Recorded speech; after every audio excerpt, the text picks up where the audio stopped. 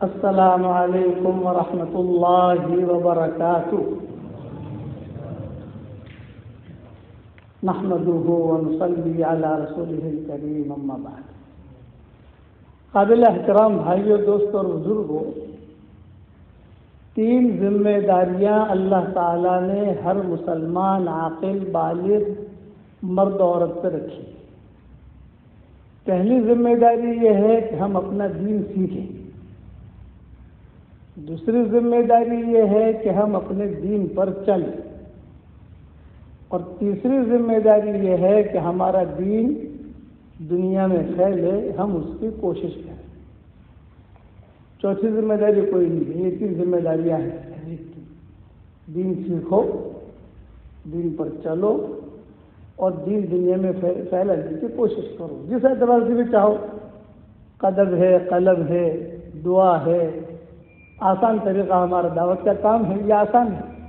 باقی کام ذرا مشکل ہے۔ ہر آدمی قرآن کا ترجمہ نہیں کر سکتا، ہر آدمی تقریر نہیں کر سکتا، لیکن کسی نہ کسی کو دعوت دے سکتا ہے کہ بھائی نماز پڑھو، یہ تو ہر آدمی کر سکتا ہے۔ ایک بات۔ دوسری بات یہ کہ ہم لوگوں نے ساؤتھ افریقہ میں پراپرٹیاں بہت بنائی، پورٹ الزبتھ میں بنا لی، ماشاء اللہ، جوہانسبرگ میں بنا لی، دنیا کے اندر بنا لی۔ اب میں آپ کو ایک ہدیہ دیتا ہوں کہ جنت میں بھی پراپرٹی بناؤ، جو بہت آسان ہے۔ حضور صلی اللہ علیہ وسلم نے ہمیں وہ پراپرٹی بنانے کا بھی نسخہ بتایا ہے۔ دنیا کی پراپرٹی تو ختم ہونے والی ہے، رہنے والی ہے نہیں، ساری دنیا ختم ہو جائے گی، لیکن یہ جو پراپرٹی بتا رہا ہوں میں آپ کو بنانے کا نسخہ، یہ باقی رہے گا۔ اور وہ کیا ہے؟ 10 مرتبہ اگر کوئی آدمی سورہ اخلاص پڑھ لے، قل هو اللہ احد اللہ الصمد لم یلد ولم یولد ولم یکن لہ کفوا احد، 10 مرتبہ، ہر مرتبہ بسم اللہ الرحمن الرحیم پڑھنے کی ضرورت نہیں۔ پڑھ لے تو ٹھیک ہے، نہ پڑھے تو کوئی حرج نہیں ہے۔ تو صحیح حدیثوں میں آتا ہے کہ 3 قرآن پڑھنے کے برابر اللہ ثواب دے گا، اور جنت میں ایک محل تیار کر دے گا۔ اتنا آسان نسخہ ہے تمہارے پورٹ الزبتھ کے اندر نہیں ہے، یہ حضور صلی اللہ علیہ وسلم نے بتایا ہے کہ 10 مرتبہ کوئی سورہ اخلاص پڑھے تو 3 قرآن پڑھنے کے برابر ثواب، اور جنت میں ایک محل تیار ہے۔ اچھا، وہ محل پکا، یعنی اس میں کوئی قسم کی شک نہیں۔ حضور صلی اللہ علیہ وسلم نے حضرت عمر سے کہا تھا کہ عمر 10 مرتبہ سورہ اخلاص پڑھ، جنت میں اللہ ایک بنگلہ دے دے گا، ایک بہت بڑا محل دے دے گا۔ تو حضرت عمر نے کہا کہ اگر 10 مرتبہ سورہ اخلاص پڑھنے سے ایک محل ملے گا؟ آپ نے فرمایا ہاں۔ تو حضرت عمر نے کہا میں تو بہت بناؤں گا۔ تو آپ نے فرمایا جتنی طاقت ہو بنا، تو بناتے بناتے تھکے گا، اللہ دیتے دیتے نہیں تھکے گا۔ اس لیے اس کی آپ پابندی کرو۔ اب 10 مرتبہ کا یہ حساب ہے تو 20 مرتبہ پر کتنے بنگلے ملے، آپ حساب لگا لو، 30 مرتبہ پر کتنے بنگلے ملے۔ لیکن میں آج کل ہمارے شاگردوں کو کہتا ہوں کہ 313 مرتبہ پڑھنے کی عادت ڈالو، اور آرام سے 24 گھنٹے میں آدمی پڑھ سکتا ہے۔ مائیں بہنیں جو ہے روٹیاں بناتے بناتے پڑھ سکتی ہیں، آپ کار چلاتے چلاتے پڑھ سکتے ہو، آپ جب گھر جا رہے ہو تو گھر جاتے جاتے 2-3 محل تو بنا ہی لوگے انشاءاللہ چلتے چلتے۔ استحضار ہونا چاہیے۔ 313 یہ بدرین کی تعداد ہے، اس عدد میں اللہ نے کرنٹ رکھا ہے، کرنٹ ہے اس کے اندر۔ تو 313 مرتبہ اگر سورہ اخلاص 24 گھنٹے میں پڑھو گے انشاءاللہ تو 31 بنگلے تیار ہو جائیں گے جنت میں انشاءاللہ، اور 104 مرتبہ قرآن شریف پڑھنے کا ثواب ملے گا۔ 104 مرتبہ قرآن شریف پڑھنے کا ثواب ملے گا۔ اچھا، اس کا مطلب یہ نہیں کہ قرآن پڑھنے کی چھٹی ہوگی، جو قرآن الف لام میم سے لے کر والناس تک کا پڑھنا ہی پڑھنا ہے، اس کی بات ہی الگ ہے۔ لیکن حضور صلی اللہ علیہ وسلم نے یہ باتیں بتائی اپنی امت کو۔ اچھا، 31 بنگلے روزانہ آپ تیار کرو گے انشاءاللہ تو کوئی انکم ٹیکس کا کوئی میسج نہیں آئے گا آپ کو۔ دنیا میں اگر آپ یا 5 پراپرٹیاں لے لو تو انکم ٹیکس والے میسج کرتے نہیں کرتے، اتنا بڑا پیسہ تو لائیے کیا چاہیے، حساب آپ وہاں کوئی حساب نہیں ہے، اور پکا میرے والد صاحب رحمۃ اللہ علیہ فرماتے تھے کہ بیٹا جنت کے اندر بنگلے تیار کرنے کے جو اللہ تعالیٰ جنت میں بنگلہ دے سکتا ہے وہ اللہ دنیا میں بھی 4-5 بنگلے اتار سکتا ہے. اللہ کے نزدیک کوئی مشکل نہیں ہے. اس کے بعد جو دعا مانگو گے اللہ آپ کی دعا قبول کرے گا.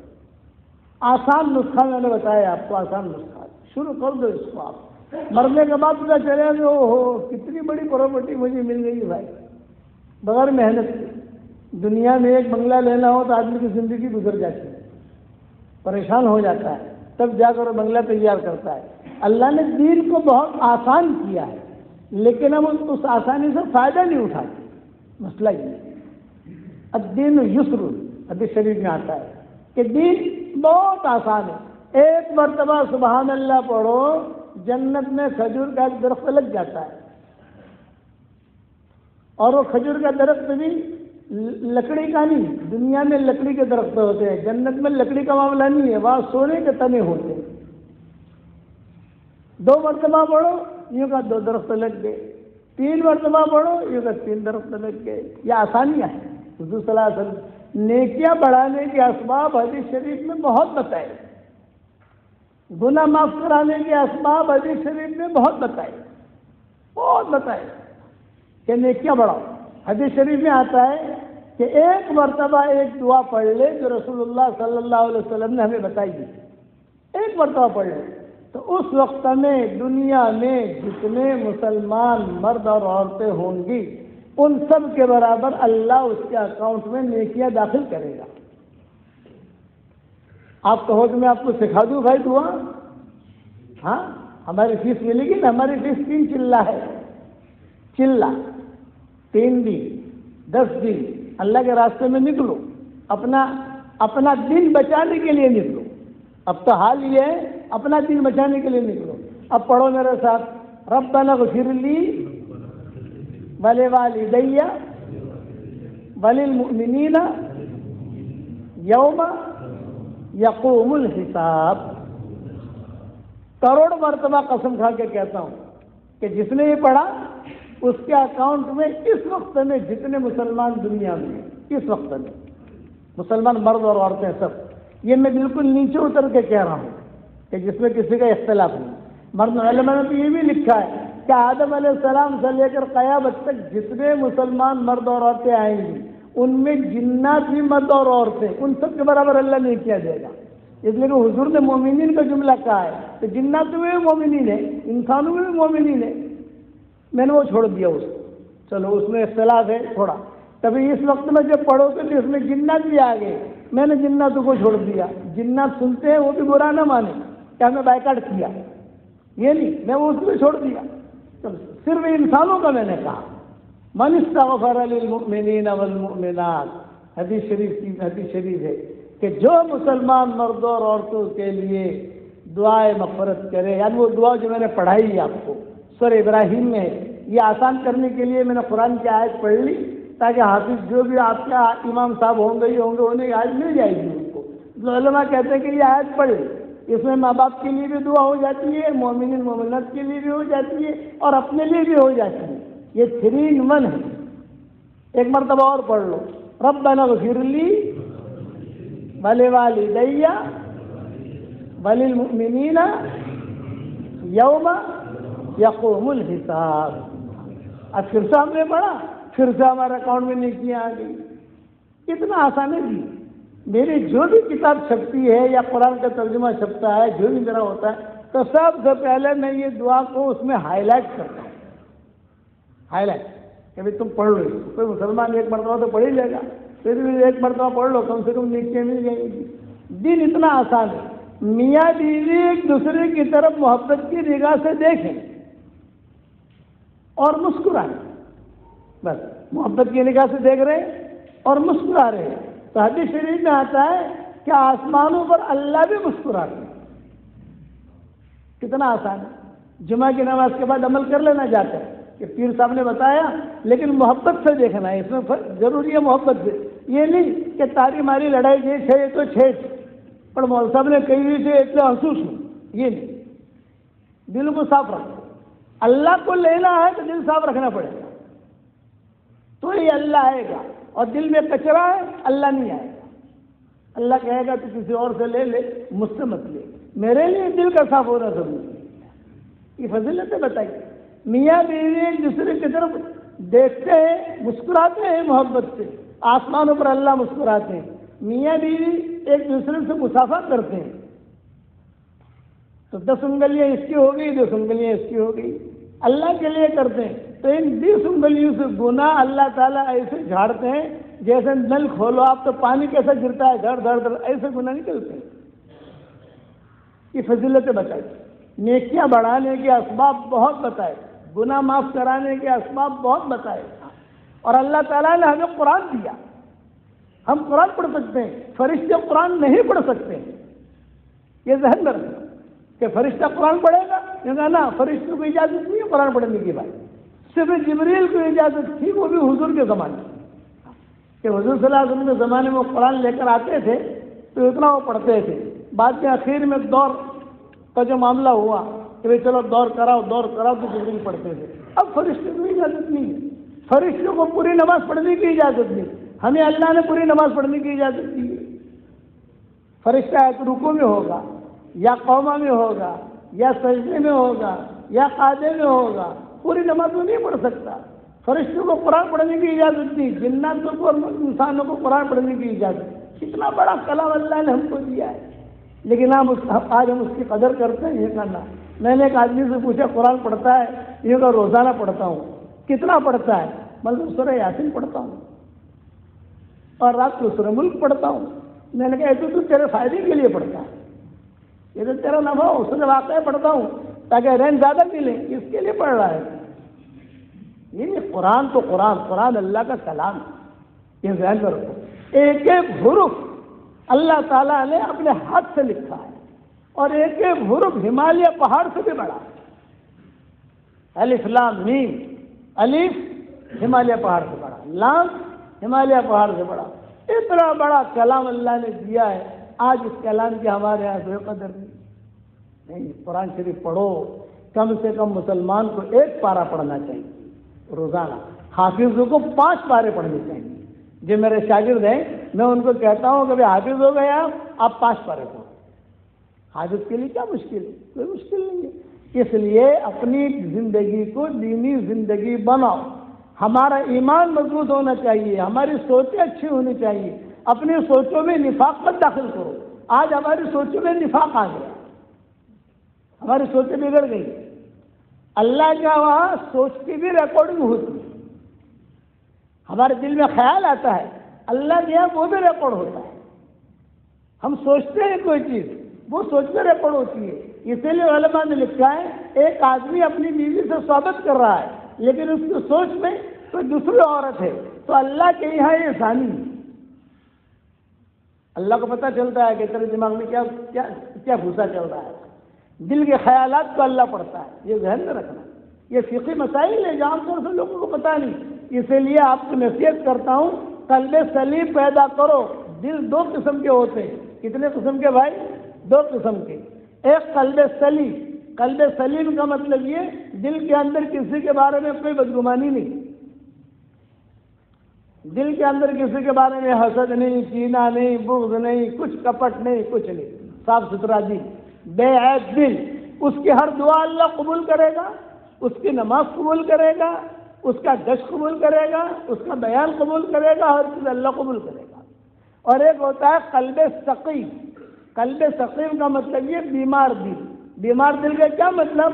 وہ دل جس کے اندر حسد ہے، وہ دل جس کے اندر کینہ ہے، وہ دل جس کے اندر بدگمانی ہے، وہ دل جس کے اندر کپٹ ہے، وہ دل جس کے اندر کسی کے بارے میں کوئی برائی ہے، تو سارے علماء کا اتفاق ہے کہ اس کی کوئی عبادت اور کوئی دعا قبول نہیں ہوئی، دروازہ بند۔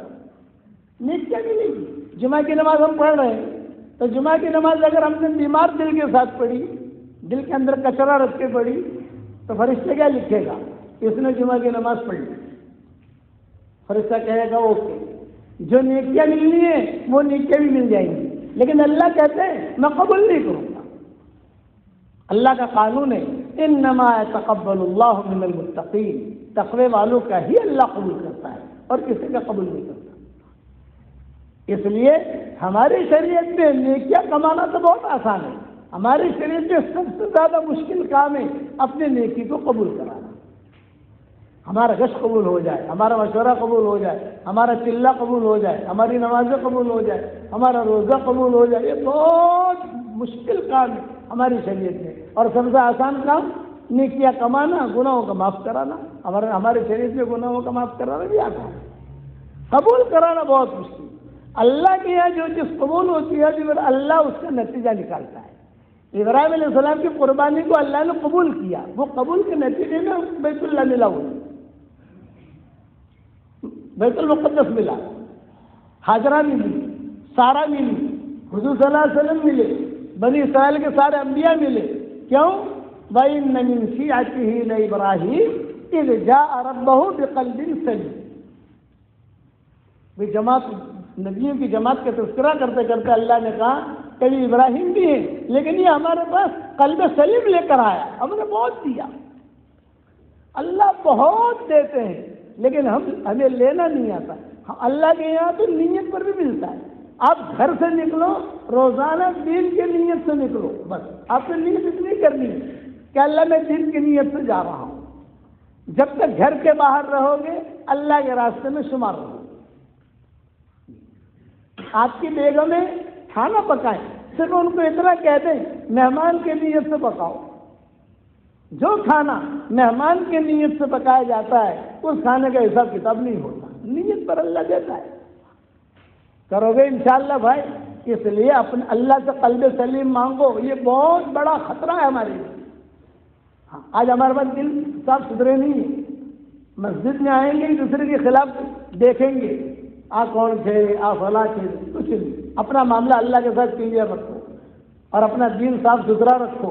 تو میرے والد صاحب رحمۃ اللہ علیہ فرماتے تھے بڑی بڑی نعمتیں اللہ دے گا، دنیا میں بھی دے گا، مرنے کے بعد بھی دے گا، بہت اچھے اچھے بنگلے دے گا۔ اور یہ جو میں نے پراپرٹی، جنت میں پراپرٹی بنانے کا نسخہ بتایا، آج سے اس پر عمل کرنا شروع کرو۔ اور یاد رکھنا آپ کو ایک چیز ملے گی، قسم کھا کے کہتا ہوں، حدیثیں ہیں، یہ حدیثیں چھپی ہوئی نہیں ہے، یہ حدیثیں چھپی ہوئی ہے، آپ تک پہنچی نہیں ہے، اس کا تو ہمارا قصور نہیں ہے، یہ میں نے آپ کو پہنچا دیا۔ آپ کو جنت کے اندر پراپرٹی بناؤ، جنت میں کھجور کے درخت لگاؤ، حشر کے میدان میں خدا نہ خواستہ اگر جہنم کی طرف فرشتے لے گئے تو آدمی کہہ سکتا ہے کہ اللہ پاک ہماری پراپرٹی تو یہ ہے جنت میں سے، ہاں بجے کیا مغلے تھے تمہیں، ہماری پراپرٹی تو یہ ہے، تم نے مجھے کیا مغلے تھے۔ اللہ کی رحمت کو جوش آئے گا، اللہ کریم ہے، یاد رکھنا۔ ان اتیتنی لیلا قبلت، ان اتیتنی نہارا قبلت، تبارزنی بالمعاصی فی النہار بان اکلوک علی فراشک فی اللیل۔ اے میرے بندے بندی، رات میں تو آئے گا میں تجھے قبول کر لوں گا، دن میں آئے گا میں تجھے قبول کر لوں گا، تو آ جا میرے پاس۔ دن بھر گناہوں سے تمہارا مقابلہ کرتا ہے، رات کو فرشتے کے ذریعے سے میں تیری حفاظت کرواتا ہوں۔ کریم ماں باپ رات کو اپنا دروازہ بند کر دیتے ہیں، اللہ کہتے ہیں تیری ماں نے باپ نے دروازہ بند کر دیا، تیرے دادا دادی نے بند کر دیا، نانا نانی نے بند کر دیا، میرا دروازہ کھلا ہوا ہے، جب بھی تو پکارے گا میں آؤں گا۔ صحیح حدیث میں، مسلم شریف کی حدیث میں 24 گھنٹہ اللہ اپنے دونوں ہاتھ پھیلاتے ہیں، 24 گھنٹہ۔ اللہ کو کیا ضرورت ہے ہاتھ پھیلانے کی، اتنا تو بتاؤں مجھے، اللہ کو کیا ضرورت ہے ہاتھ پھیلانے کی۔ ہاتھ پھیلاتے ہیں اور کیا کہتے ہیں، اور دن رات کے گنہگار، ابھی اللہ نے ہاتھ پھیلائے ہوئے ہیں اور کہہ رہے ہیں جو رات کے گنہگار آ جا میں تجھے معاف کر دوں۔ رات ہوگی، اللہ کہیں گے اور دن کے گنہگار آ جا میں تجھے معاف کر دوں، تو معافی مانگو گے انشاءاللہ، پراپرٹی بناؤ گے انشاءاللہ۔ اللہ ہم سب کو عمل کرنے کی توفیق عطا فرمائے۔